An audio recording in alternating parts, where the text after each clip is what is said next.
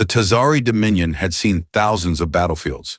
Their warriors, grown in vats and raised on war simulators, believed themselves invincible.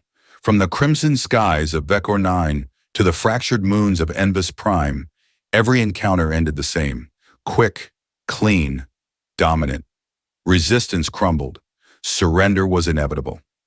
So when a long-range probe picked up human life signs on a forgotten, uncharted planet at the edge of Tazari-controlled space, High Commander Vrel gave the order without hesitation. Eliminate. No prisoners. The planet was designated D-23X in Dominion records. To the humans who lived there, it had another name: grave dust. 200 years ago, the colony ship Beacon of Tomorrow vanished during a solar flare storm. It was assumed lost. In truth, it had crash-landed on grave dust. With no way to communicate, no help from Earth, and surrounded by deadly storms and hostile terrain, the survivors did what humans always did. They endured. They built underground bunkers in the shattered mountain ranges. They bred crops that could grow in ash-choked soil. They raised children who learned to read from old training manuals and fight with sharpened steel. Their culture evolved around survival, discipline, and grit. They became hard people on a hard world, and they never forgot where they came from. 18-year-old Lana Kestrel sprinted through the canyon, her feet silent on the dusty rock. She had been out on a recon patrol when the sky cracked open. 3 Tazari dropships descended in blazing trails of fire. She had never seen aliens before, but every story, every warning drilled into her from birth flashed through her mind. The enemy had found them. She reached the watchtower, breathless. "We have incoming black metal ships. 3 of them." Commander Elias, grizzled, gray hair and carved from iron, nodded without panic. "Sound the bell. Full lockdown. Everyone to stations." Sirens wailed across the valley. Children were herded into bunkers. Hunters grabbed rifles, older than their grandparents. Men and women sealed doors with steel plates and plasma welders. Elias turned to Lana. "You've trained your whole life for this. This is no drill. Hold the ridge. Make them bleed." Above, the Tazari laughed as they disembarked. Scans had shown no orbital defenses, no signs of modern weaponry. This would be over in minutes. The first squad landed near the northern ridge. They fanned out in precise formation until the mines exploded. Then the arrows flew, tipped with volcanic glass and poison. By the time they realized it was an ambush, they were already dead. Vrel frowned as reports of casualties streamed in. Primitive traps, losses, ridiculous. Send in the heavy walkers, burn the valley. But grave dust was ready. The children of Earth had spent 2 centuries preparing for this day, and now the galaxy would remember who taught humanity to survive. Dawn broke in crimson streaks over the jagged cliffs of grave dust. Smoke coiled upward from the valley floor, where the wreckage of Tazari assault units smoldered. The once arrogant invaders had walked straight into centuries of traps, and grave dust had bitten deep. Lana crouched beside the ridge, her pulse steady despite the blood on her knife. She wiped the blade on her sleeve and glanced at Commander Elias, who surveyed the carnage through binoculars. "They underestimated us," she said. "They always do," Elias replied. "That's why we win." In the war chamber, deep within the central bunker, the Council of Elders convened. Screens flickered with satellite feeds and intercepted transmissions. "They're regrouping," said Tech Master Juno, her cybernetic eye glowing with data streams. "They brought walkers, heavy class, multi-cannon turrets and air sweep drones. We need to evacuate the outer farms. We need to kill them faster," Elias growled. "If they plant a command relay, we'll be buried before Earth even hears about it." "I doubt Earth even remembers us," one elder muttered. "Then we remind them," Elias said, "with smoke, with fire, with Tazari bones scattered across this rock." High Commander Vrel paced aboard his command skiff, fury etched into every motion. Tactical hollows displayed strange data: trap zones, ambush sites, strange bursts of guerrilla activity that made no tactical sense until his officers started dying. "These aren't civilians," his strategist said. "They're trained, disciplined. Every path we take becomes a graveyard." "They are nothing," Vrel hissed, Break them! Burn everything! Orders went out. Firebombing runs, infrared sweeps, kill teams equipped with bioscanners and heat-seeking shells. But the humans didn't stay still. They moved like smoke and struck like wolves. Lana led hit-and-fade raids with brutal efficiency. Her unit, the Ashborn, struck walkers at weak joints, set lures, collapsed canyon paths. A week passed, then two. The Tazari death toll passed 100. On the 13th night, the wind shifted. Elias stood on the tower platform, eyes on the stars. "They'll call for reinforcements," he said quietly, "and we don't have ships." Lana joined him, voice calm. "Then we make grave dust the lesson they never forget. They train for battle." Elias turned to her, smiling grimly. "But we train to survive." The Tazari changed tactics. Reinforcements didn't arrive, not yet, but Vrel deployed his elite, the Bone Talons. Cybernetic hunters bred for close-quarters extermination, armed with adaptive camouflage and neural disruptors. Where the regular soldiers failed, the Talons were sent to erase. But Gravedust taught differently. Lana moved with her squad along a ridge shrouded in early morning fog. Their boots made no sound. Her hand signals told the Ashborn where to place traps, reroute smoke, leave false trails. "Movement," whispered Koro, her second-in-command. She tapped her visor, magnifying through the haze. One shape, then four. No sound, the Talons. They watched as the Tazari advanced. Flawless formation, invisible to most sensors. But the humans had spent generations tracking predators in volcanic storms. No camouflage could hide the shimmer of motion or the subtle ripple of heated breath. Lana smiled. "Let them come." Elias reviewed the ambush grid on the holomap. "They think we're prey," he muttered. "Let's remind them what it costs to corner humans." The Bone Talons advanced into the choke zone. What looked like a narrow pass suddenly erupted. Hidden spikes, reverse polarity mines, sound lure beacons, all went live in under 5 seconds. Talons twisted in confusion, severed from comms, surrounded by fire. Then the Ashborn moved in. Lana struck first, her blade finding the soft gap between armor plates. The Talon howled, but not for long. Her squad followed, using tactics passed down from old Earth war doctrines and primal instinct. No one fired a shot until it was a kill. High Commander Vrel stared at the casualty list. 7 Bone Talons? Lost? "They had no support," his lieutenant said. "The terrain, it favors the natives. And they're not scared of death." "Sir, we're fighting something ancient." "No," Vrel snapped. "We're fighting ghosts, savages. Call down the orbital strikers.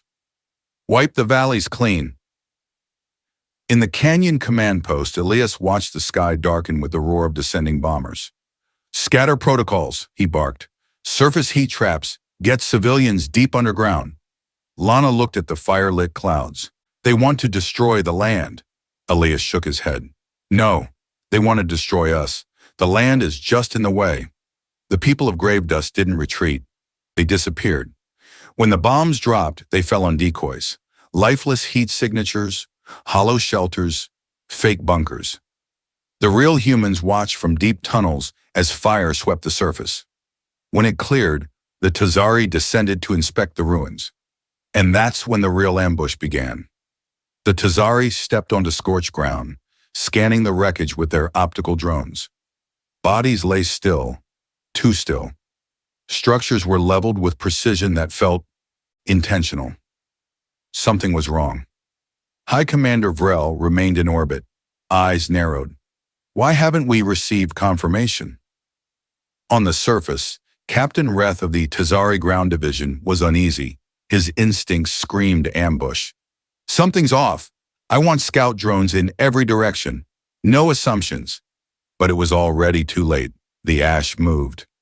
Out of the rubble rose the Ashborn, faces masked, blades drawn. Hidden mines detonated under Tazari boots. Tripwires snapped, releasing shrapnel storms from buried launchers. Lana led the charge, her squad moving with terrifying speed. No orders shouted, no hesitation. Just the cold efficiency of survivalists doing what they trained for all their lives. The Tazari fought back, but disoriented, outnumbered, and ambushed, they crumbled. By the time Reth called for air support, half his platoon was gone. From the cliffs above, Elias watched the chaos unfold. He turned to Juno. Now's the time. Juno tapped into the old beacon system, ancient tech buried since the colony's founding. Her fingers danced across cracked keys. Sending ping to Earth, encrypted pulse, low bandwidth. They might not get the message, but they'll know something happened here. In orbit, Vrel clenched the edge of his command table.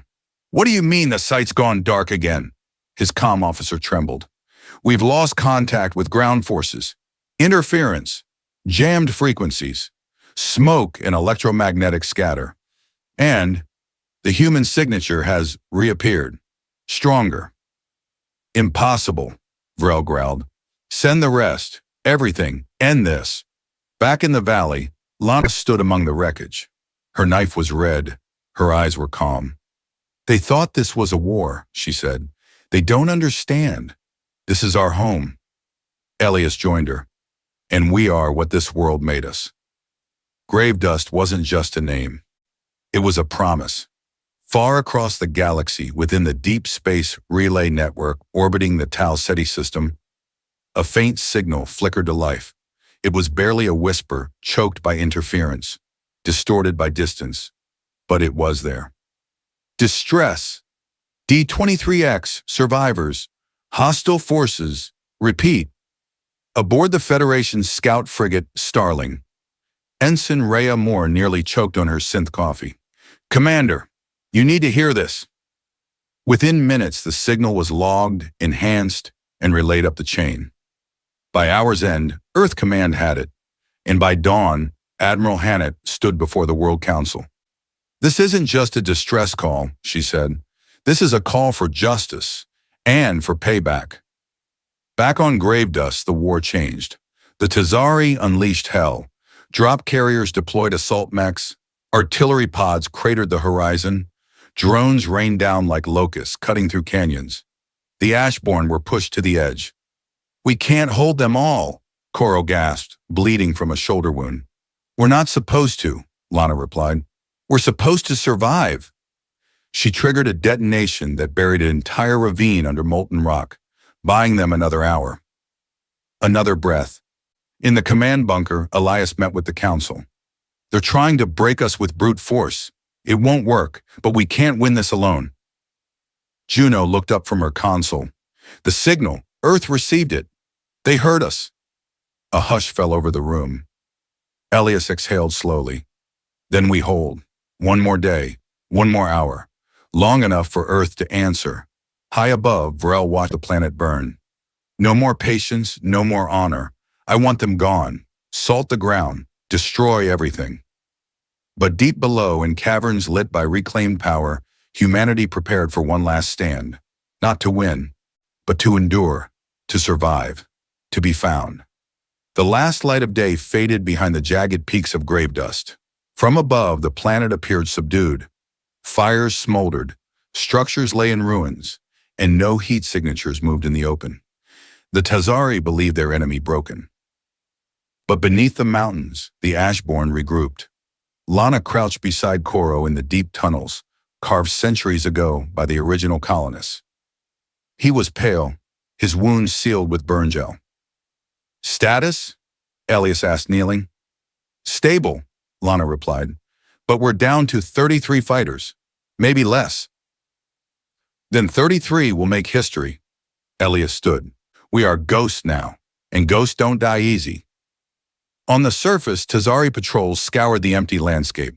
Drones mapped collapsed ridges and scorched plateaus.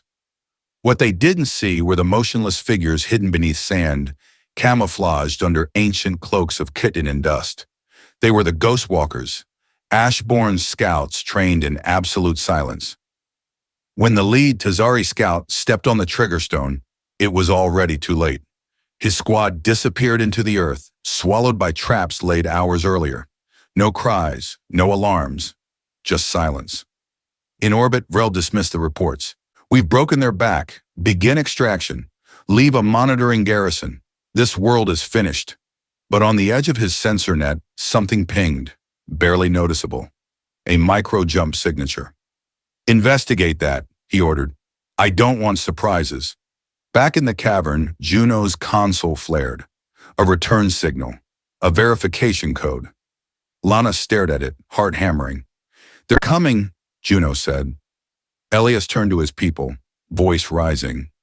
We hold one more night, then the stars will burn for us. The ghost walkers melted into the surface again, planting explosives on the retreat paths. Old rail cannons, long buried, were pulled from cryolocks. Grave dust rose like a beast from hibernation. The Tazari thought the war was over. They hadn't seen anything yet. The vigilant dawn emerged from hyperspace with a crack of light, accompanied by 4 escort destroyers. Painted with Earth insignia and bristling with weapons, the fleet bore down on Grave Dust's orbit like judgment. Aboard the bridge, Admiral Hannett stood tall. Multiple hostile signatures detected, her tactical officer reported.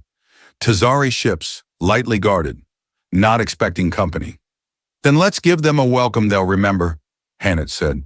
Full combat spread, target lead ship. The Earth fleet opened fire. On Grave Dust, the sky erupted with light. Lana looked up from her position at the rail cannon post. For a second, she froze. Is it real? Cora whispered beside her. Real enough to burn them, Lana replied. The Ashborn surged with renewed fury. Explosives detonated along mountain ridges.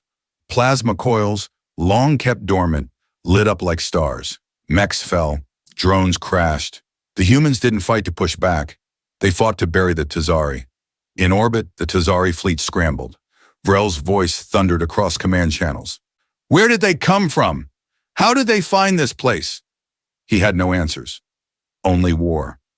The vigilant dawn tore through their formations, beam weapons cutting clean lines through Tazari hulls. Dropships launched, Earth Marines deploying in full assault gear. On the surface, Elias watched the Earth troops land. They came, he said, voice cracking. Lana didn't speak. She was already moving. The battle wasn't over, but the balance had shifted. Earth had returned. Now the Tazari would learn what humanity had become. The arrival of Earth's fleet shattered the illusion of Tazari superiority. For the first time, their screams echoed across the valley floor. Lana stood atop a scorched ridge, smoke curling around her as Earth Marines pushed through the last line of Tazari armor. Her blade was broken, her rifle out of charge, but her eyes burned with purpose. Commander Elias, a Marine called over the comms, we've re-established orbital comms. Extraction protocols ready. Elias waved him off. Not yet. We finish this. On our terms. In orbit, Admiral Hannett coordinated fleet strikes with surface resistance. Sector 5 has active hostiles. Support requested. Patch me to the Ashborn, Hannett ordered. Let them know we stand with them. Lana answered the hail. Sector 5's already Ash. You're just sweeping up bones. Hannett smiled. Understood. High Commander Vrel fled toward the last remaining cruiser. His forces were routed, his commands shattered. Desperation painted his voice. Send word to the Dominion. Warn them. Earth has returned. They've changed. But no signal left Grave Dust. The orbital jammers Earth deployed silenced the stars for the Tazari. Koro stood beside Lana as the dust settled. We could leave now. We've earned it. She shook her head. Grave Dust isn't a prison. It's a forge. We were made here. Let's show the galaxy what we became. The Ashborn raised their battered banner on the ridge, steel woven with soil, not a flag of surrender, a declaration. They had not only survived, they had beaten the storm. The battle was over, but Grave Dust still trembled beneath the weight of memory. As Earth engineers swept the ruins and medics tended the wounded, Lana walked the valley paths alone. Each crater, each broken weapon was a mark of sacrifice. This place, this struggle, it was written into her blood. At the base of the main bunker, Commander Elias stood with Admiral Hannett. They never quit, Hannett said, eyes scanning the ridges. Not once. They couldn't afford to, Elias replied. They weren't trained to win wars. They were trained to endure them. The Earth fleet remained in orbit for weeks, fortifying the system, cataloging the aftermath. Grave dust was no longer forgotten. It had become a symbol. Across the galaxy, whispers spread. Tazari defeated. Humans returned. The survivors trained in fire. On the surface, the Ashborn took up teaching roles. Their methods became doctrine. Their tactics, legend. Lana led the effort to forge a new colony, a hybrid stronghold of earth steel and grave dust grit, a beacon. This world taught us pain, she said during the founding ceremony, but it also taught us power, not of weapons, but of will. Behind her, the new banner rose, not of a single planet, but of a people who refused extinction. They weren't just survivors anymore. They were the future's fire. Years passed. Grave dust became more than a colony. It became a crucible. Cadets arrived from every arm of the Human Federation, eager to learn from the Ashborn. Lana, now Commander Kestrel, trained them herself. You're not here to become soldiers, she told each new class. You're here to become survivors. That's something far more dangerous. The Tazari never returned. Their empire fractured from within, fearful of more hidden worlds with human fire waiting in silence. Grave dust forged a new doctrine. Survivalism not as desperation, but as dominance. A monument stood at the site of the final battle. Etched into obsidian were the names of every fallen Ashborn. At its base, the inscription, "They trained for battle, but we trained to survive, and survival rewrites history." Admiral Hannett returned one last time, standing with Lana at the cliff's edge. "You saved more than this world," Hannett said. "You reminded humanity who we are." Lana nodded. "We never forgot. We just waited to be remembered." Behind them, grave dust thrived. Steel towers, fertile fields, and laughter echoing through once dead valleys. The message was clear. Humanity doesn't just endure. Humanity defines the future. What part of this saga inspired you the most? Let us know in the comments. Like, subscribe, and share this story with anyone who needs to believe in the power of survival and grit. Until next time, stand tall, fight smart, and never forget where you came from.